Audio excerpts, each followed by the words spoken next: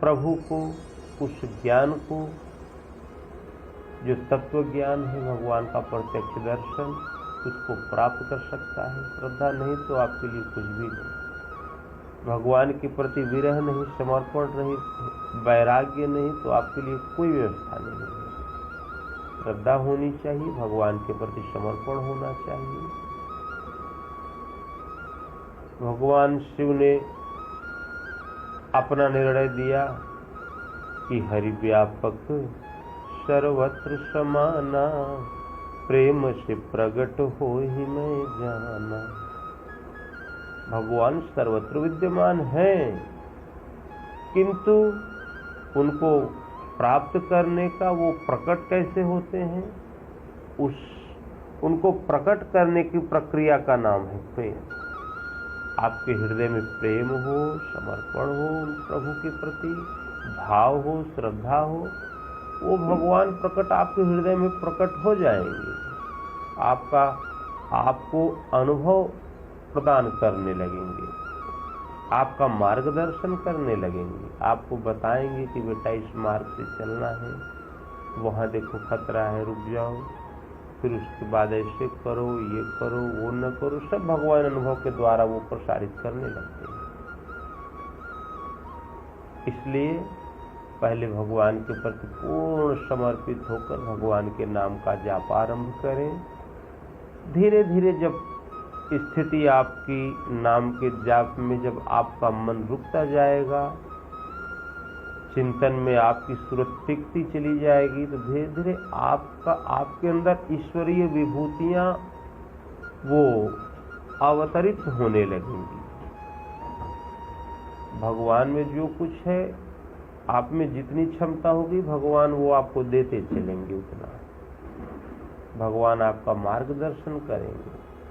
तो भगवान का स्वरूप भगवान शिव ने बताया कि वो बिनु पद चले सुने बिनु काना, बिनु कर कर्म करें विधि नाना, आनन रहित सकल रस भोगी, बिनु बाने बगता बड़ जोगी, तन बिनु परस नयन बिनु देखा, गहै घ्राण बिनु वास शेखा, जेहि न गावहि वेद बुझ, जाहि धरे मुनि ध्यान, शोध सरथ सुत भक्त हित, कौशलपति भगवान।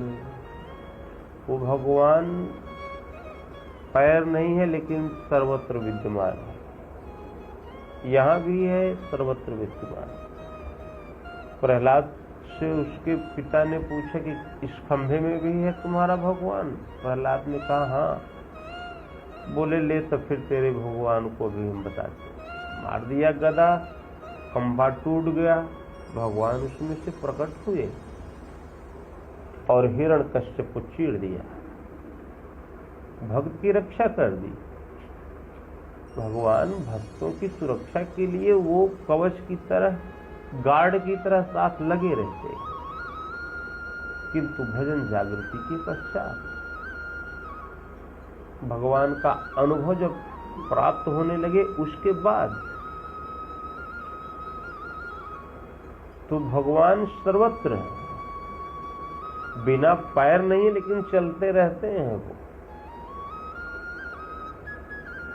ये कान नहीं है लेकिन आपके मन में जो विचार उठते हैं ना, वो भी भगवान सुनते हैं। चूंटे के पद की खनक पड़े वो भी साहब सुनता है। वो जो चूंटा अपना पैर रखता है ना, उसकी जो धमक होती है, उससे भी जो आवाज निकलती है वो भी वो भगवान सुनता है। श्रवण शक्ति इतनी तीव्र है भगवान की, लेकिन कर्ण नहीं, कान नहीं है उनके पास, सुनता सब कुछ है। आपके मन में जो विचार उठते हैं, अरे पाप पुण्य शरीर नहीं करता, पाप पुण्य आपके मन करते हैं। इसीलिए भगवान ने किसी भी शरीर को ये कोई नाम नहीं दिया।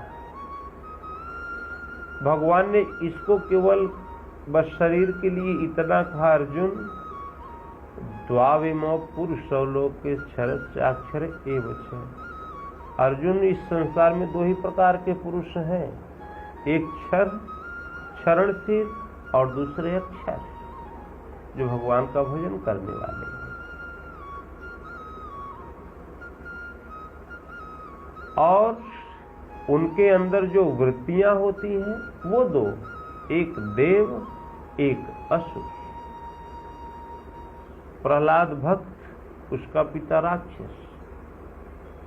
ध्रुव भक्त, उसका पिता राक्षस। कितनी विडंबना है। ये मन की वृत्तियां हैं। भगवान कृष्ण अवतार, उनके मामा, नात रिश्तेदार सब राक्षसों की कैटेगरी में, चाहे कंस हो, चाहे जरासंध हो, चाहे जो हो, सब वो दानवों राक्षसों की कैटेगरी में थे सब। वही भगवान श्री कृष्ण अवतारी पुरुष हुए। तो ये मन की वृत्तियां दो होती हैं। अरे शरीर में क्या रखा है? भगवान ने शरीर का विभाजन नहीं किया। स्त्री पुरुष का भेद भगवान की दृष्टि में है ही नहीं। भगवान जब शबरी के आश्रम में पहुंचे, माता शबरी ने कहा कि भगवान, अधम से अधम अधममति नारी, तीन महुमय मति मंद अघारी। भगवान, इतनी डिग्रियां हमारे पास, फिर भी आपने दर्शन दिया। पहले तो अधमों से अधम जात की कोल किरात जात, उसमें भी अधम नारी, उसमें भी अधम मति मंद, एक अक्षर से भेंट नहीं। फिर भी आपने इतनी डिग्रियों से हम विभूषित हैं, फिर भी आपने हमको दर्शन दिया। भगवान ने कहा, कहे रघुपति सुन भामिनी बाता, मानहु एक भक्ति कर नाता। बोले माता, ये डिग्रियों से हमको मतलब नहीं है। तुमको इस समाज ने कितनी डिग्रियां दे दी, हमारा तो केवल भक्ति का रिश्ता होता है। मानहु एक भक्ति कर नाता, बस हमारा तुम्हारा वही रिश्ता है।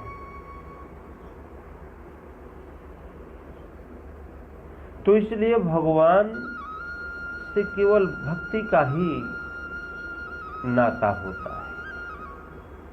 लक्ष्मण ने पूछा भगवान श्री राम से, बोले भगवान, संसार में सुख का स्रोत क्या है? भगवान ने कहा, भक्ति। भक्ति तात अनुपम सुख मूला। ये अनुपम सुख की ये मूल है। अगर सुख तुमको चाहिए तो भगवान की भक्ति करना ही पड़ेगा। लक्ष्मण ने हाथ जोड़े, बोले भैया तुरंत प्रदान कर दें। तो बोले कि नहीं लक्ष्मण, ऐसे नहीं मिलता। मिले ही जो संत हो ही अनुकूला।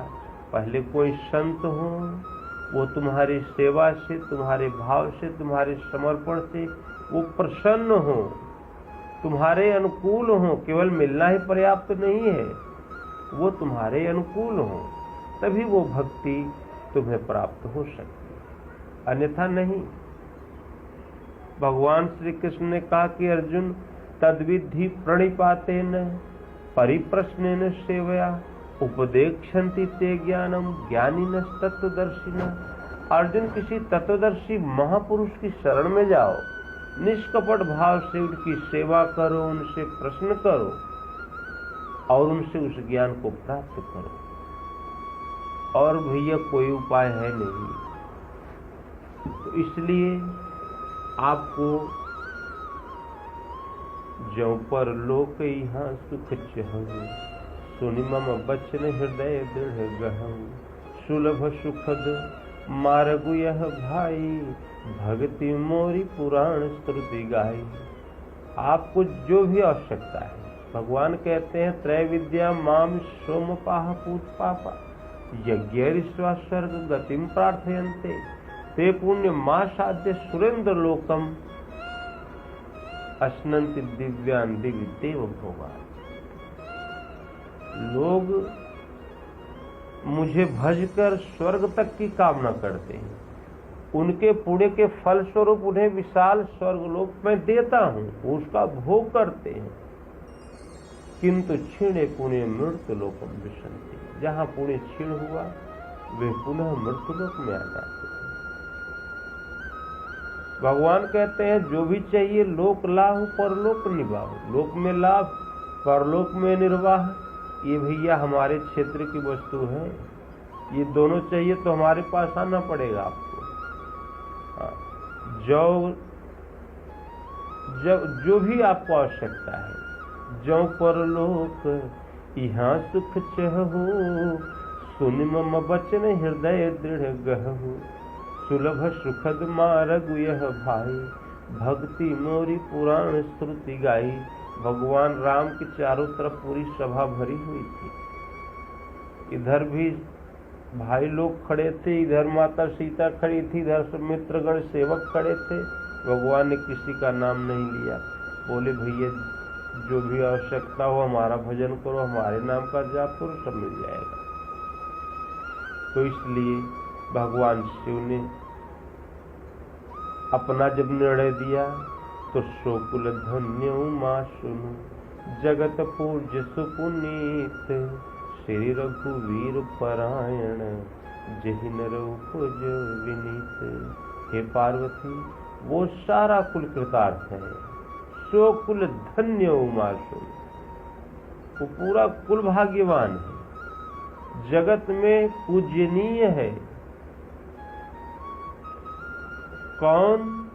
श्री रघुवीर परायण, जहि नर उपज विनीत, जिनका कि मन भगवान श्री राम के चरणों में, जिनका प्रेम जागृत हो गया। इसलिए पूजा एक परमात्मा की, भजन एक भगवान का, प्रभु श्री राम का। और गोस्वामी तुलसीदास जी ने भी यही निर्णय दिया। गोस्वामी तुलसीदास जी ने कहा कि देखो भैया, हमने बहुत दौड़ भाग किया अपने जीवन में, कवनी जोनि जन्मे जहाँ नाही। गरुड़ जी को मोह हो गया था ना, तो काकभूषणी महाराज जी उनको अपना बता रहे थे जीवनी। तो बोले भैया कौन? गरुड़ महाराज बोले जब आप इतने सामर्थ्यवान है तो ये काला कलूटा कौवे का रूप क्यों धारण कर लिया है? कोई बढ़िया शरीर तो नहीं धारण कर लेते? काकभूषणी महाराज ने कहा भैया कवन ज्योनि जन्मे जहाँ नाही, मैं 1000 जन्म भोगने के बाद यहाँ आया हूँ। गरुड़ जी बोले 1000 जन्म आपको कैसे मिल गया? आप इतने विद्वान, इतने ज्ञानवान। अब बोले मत पूछो भैया, वही जो तुम्हारी गति थी वही हमारी भी गति थी। वो मोहग्रस्त हो गए थे गरुड़ जी ने भगवान की लीला को देखकर। पहुंच गए अयोध्या भगवान के बाल रूप का दर्शन करने। वहां देखा कि एक साधारण बच्चे की तरह भगवान, कोई वस्तु खेलने वाली सामने से हट जाए तो लगे रोने, पांव पीटना शुरू कर दे। कोई डराने वाली चीज आगे पड़ जाए तो रोते हुए भाग जाए। गरुड़ जी को सम्मोह हो गया, शंका हो गया कि ये क्या, ये सच्चिदानंद परम धाम भगवान और एक साधारण बालक की तरह है, इनके क्रियाकलाप है, ये क्या है? तो वो वहां से गए विधाता के पास। ब्रह्मा ने कहा कि भैया देखो, ये जो तुम लेकर आए हो हमारे पास में, इसका समाधान हमारे पास नहीं। ये माया ने अमित बार जही मोहि न चावा, मैं भी इसके चक्कर में पड़ गया। तुम भगवान शिव के पास जाओ, वो तुम्हारी शंका का समाधान कर देंगे। गरुड़ महाराज भगवान शिव के पास पहुंचे तो भगवान शिव ने उनके मन की गति को देखा। भगवान शिव ने कहा कि देखो गरुड़ जी, जब कछु काल करिए सत्संगा, तब होई है सब संशय भंगा। तुम्हारे हृदय में जो संशय है वो इतनी जल्दी नहीं जाएगा, उसकी दवा लंबी चलेगी, कुछ समय तक तुम्हें सत्संग करना पड़ेगा। तो बोले भगवान आपसे बढ़िया संत कौन, महापुरुष कहाँ हमको मिलेगा? बोले यार हमारे पास समय नहीं, हम किसी काम से जा रहे हैं। देखो तुम चले जाओ नीलोगिरी पर्वत, वहां बहुत ही सुशील महापुरुष काकभूषुंडी महाराज रहते हैं, तुम उनके पास जाओ, वो तुम्हारी शंका का समाधान कर देंगे। अब वो गरुड़ जी पहुंच गए नीलगिरी पर्वत पर। आश्रम में पहुंचते ही उनकी शंका का समाधान हो गया। जब काकभूषुंडी महाराज से भेंट हुई तो लगे प्रश्न करने।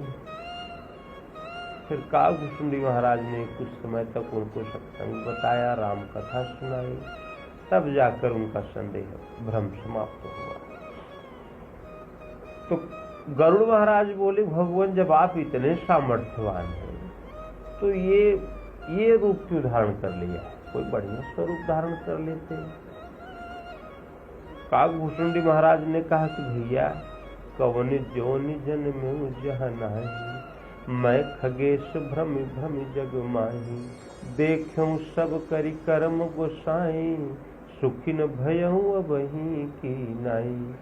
कौन सी ऐसी जोनि है जिसमें मैं नहीं, हमने जन्म न पाया। भगवान शिव की कृपा से, भगवान शिव का ही श्राप था। बोले भगवान शिव ने कैसे आपको श्राप दिया? बोले यही जो गति तुम्हारी रही भैया वही हमारी भी थी। शूद्र तन में हमने जन्म लिया अयोध्या में, शूद्र परिवार में। वहां की स्थिति देखा तो हमको बड़ा कष्ट हुआ। वहां वो उस समय कलयुग चल रहा था, कलयुग का समय था और अयोध्या में हमारा जन्म हुआ। और वहां की स्थिति हमने देखा तो जाके नखेर जटा विशाला, सोईता पश प्रसिद्ध कली काला, जो कछु झूठ मसखरी जाना, पंडित सोई गुणवंत बखाना। बड़ा सब उल्टा पुल्टा व्यवस्था। तो मैं वहां से छोड़कर उज्जैन चला गया। उज्जैन गया, वहां कुछ संपत्ति इकट्ठा किया और भगवान शिव की आराधना करने लगा। बोले भगवान शिव की आराधना तो मैं शुरू से ही करता था, लेकिन उनके अतिरिक्त और जो थे उनका मैं विरोध भी किया करता था। और उज्जैन जाने के बाद वहां भगवान शिव की आराधना करने लगा। कुछ संपत्ति जब हमें प्राप्त हुई उसके बाद, और फिर भगवान शिव ने कृपा करके एक ब्राह्मण वहां थे जो भगवान शिव के अनन्य भक्त थे। उन्हें और कोई काम नहीं था, बस केवल दिन भर भगवान शिव का भजन करना। और वो इतने विनम्र थे, इतने बड़े महात्मा थे, महापुरुष थे कि वो शिव को भी, शिव जी का भी भजन किया करते थे और भगवान हरि को भी मानते थे। उनके अंदर ये नहीं था कि शिव को ही माने और दूसरे का विरोध करें। वो सबको एक ही दृष्टि से देखा करते थे, भजन भगवान शिव की किया करते थे। लेकिन मैं उग्र बुद्धि और दंभ विशाला, उग्र बुद्धि थी, दंभ भी भरा हुआ था। और कुछ दिन हमने देखा, मैं भगवान शिव को ही मानता था और दूसरे का मैं विरोध करता था। तो धीरे धीरे भगवान शिव के नाम का जाप उन महात्मा ने हमें बताया, विधि बताई, सब उपदेश दिया, एकदम हमको फिट कर दिया, सब सिखा पढ़ाकर। उसके बाद हमने सोचा कि अब गुरु महाराज में रखा ही क्या है, जो 3-5 जानते थे सब तो बता ही दिया। और मैं उनसे बढ़िया कह भी लेता हूँ। लोगों को भीड़ भी जुट जाती है हमारी बातें सुनने के लिए। गुरु महाराज के पास तो कोई जाता भी नहीं। अब वो अपने को बड़े महात्मा समझने लगे। कागभूषुंडी महाराज, गुरु जी का लेवल नीचे चला गया। तो बोले, यार एक बार शिव मंदिर जपत रहूं शिव नाम, गुरु आयऊं अभिमान बस, उठ नहीं कीन्हूं प्रणाम। एक बार भगवान शिव के मंदिर में मैं बैठकर भगवान शिव के नाम का जाप कर रहा था। जपत रहूं शिव नाम। इतने में हमारे गुरु महाराज आ गए वहां पर मंदिर में, और मैं अभिमानवश उठ के उन्हें प्रणाम नहीं किया। अब हमारे दृष्टि में गुरु महाराज का लेवल जो कम हो गया था, तो हम क्यों प्रणाम करें? उससे ज्यादा तो हम ही जानते हैं। उग्र बुद्धि था, उग्र बुद्धि और दम विशाला। अभिमानवश उठ के हमने उन्हें प्रणाम नहीं किया। किंतु हमारे गुरु महाराज इतने हृदय के निश्चल थे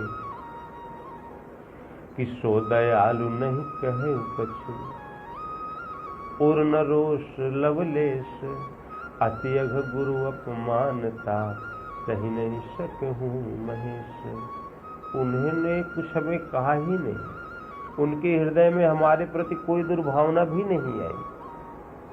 किंतु गुरु का अपमान भगवान शिव नहीं सहन कर पाए।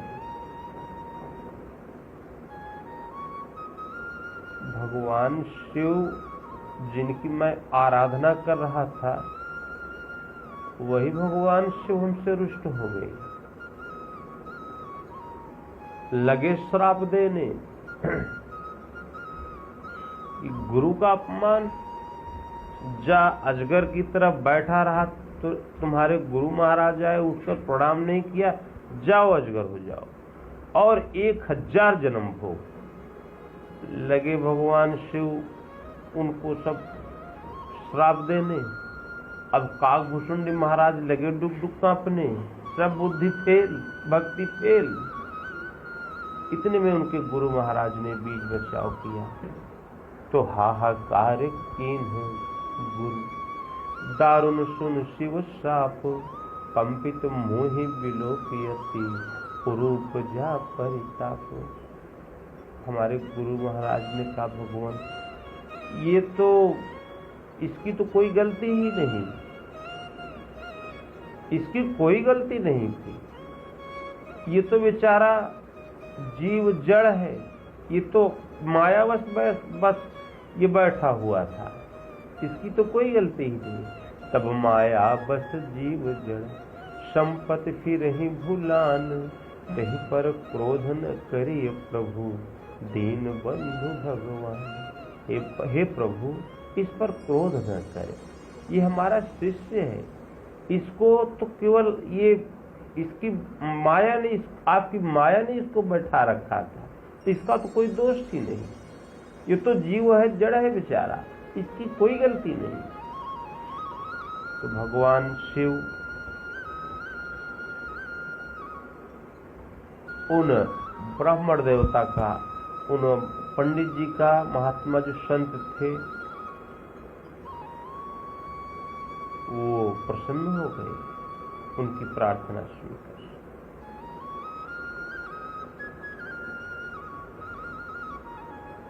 फिर बोले, पंडित जी तुम वर मांगो, इसको छोड़ो, ससुरा सही नहीं है, कपटी। तुम मांग, क्या वर मांगते हो? तुम्हारी प्रार्थना से हम प्रसन्न है। भगवान शिव ऐसे है ना, इतने भोले हैं कि कोई प्रार्थना कर दे तो तुरंत प्रसन्न हो जाते। रावण ने कितनी बार प्रार्थना केवल बोल दिया, एक जब गृह प्रवेश होने लगा लंका का, जो महल भगवान शिव का था ना, बुलाए गए रावण महाराज। अब उन्होंने कोई पूजा नहीं कराई, बस भगवान शिव की प्रार्थना शुरू कर दिया। जटाटवी गल प्रवाह पावित स्थले गले व लंबे लंबिता भुजंग थुंग मालिका डमट डमट डमट दमन निनाद वड्डमरवयम चकार चंद तांडव तनो तुनः शिव शिवम। बस उतने में ही बोले, यार तुम्हें तो इतनी बढ़िया प्रार्थना किया, तुमको तो मुंह मांगा दक्षिणा देना चाहिए, बोलो क्या मांगते हो। रावण ने कहा कि महाराज भगवान यही महल ही दे देते हमको। बोले ले लो यार, जाओ, तुम्हारी प्रार्थना से हम खुश हुए। फिर कैलाश लौट गए। एक भस्मासुर था, उसको भी दे दिया, जिस पर हाथ रखे वो स्वाहा हो जाए। इतने भोले, 3 लोग बस्ती में बसाए, आप बसे वीराने में। लेकिन छोटी सी भूल पर, गुरु के अपमान के कारण काकभूषुंडी महाराज के ऊपर कोप गए भगवान। बोले गुरु का अपमान कर दिया तूने। तो पंडित जी ने प्रार्थना शुरू की, और जानते थे ना भगवान शिव की वो उन्हें प्रसन्न कैसे किया जाता है। पंडित जी भी हाथ जोड़कर लगे प्रार्थना करने। नमामि शमीशन निर्वाण रूपम विभुम व्यापकम ब्रह्म वेद स्वरूपम अजम निर्गुणम निर्विकल्पम निरीहम चिदाकाशमाकाश वासम भजेहम। लगे प्रार्थना करने। भगवान शिव प्रसन्न होते। बोले यार प्रार्थना बढ़िया सुनाया, बताओ क्या चाहिए, बोलो क्या चाहिए।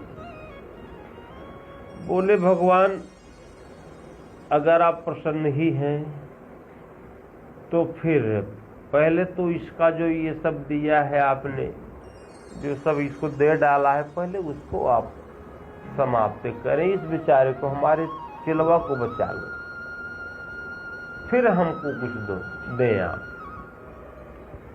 भगवान शिव ने कहा यार अब तो हमने इसको दे ही दिया,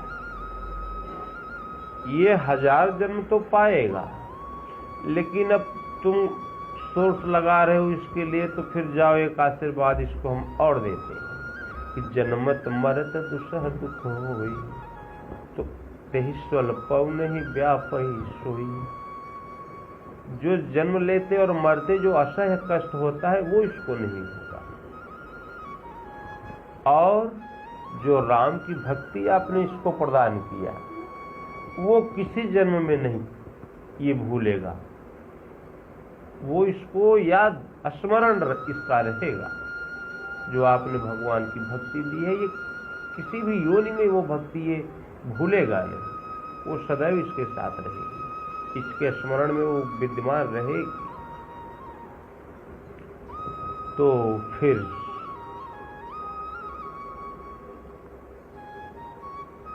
गरुण जी से काकभूषुंडी महाराज ने कहा कि भैया ये हमारा आखिरी जन्म था, और इसमें भी हम मानव तन में थे, लेकिन गुरु लोमस महाराज के आशीर्वाद से ये तन हमको मिल गया VIP।